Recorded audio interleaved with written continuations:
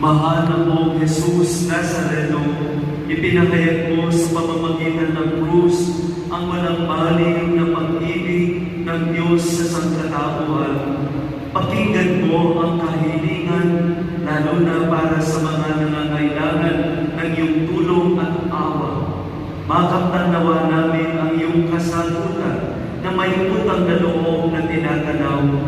Basbasan din po ninyo itong mga imahen at dasalan upang lalo kaming manalangin at magtiwala. Sa pamamagitan ng bendisyon na ito, naway lalo kaming maging mapaglingkod, masunurin at tapat sa iyo na aming manuwalhating Panginoon, magpas sa walang hanggan. Muli, maraming salamat po kay Father Robert, kay Father Jel, sa kanila pong pagbibigay ng pagkakataon ito. Sumainyo, Panginoon, at sumainyo. Kasama po si Father Robert, pagpalain kayo ng makapangyarihan Diyos, ng Ama, ng Anak, ng Espiritu Santo. Amen. Humayong kayong taglay at kapayapaan ng poong Jesus Nazareno.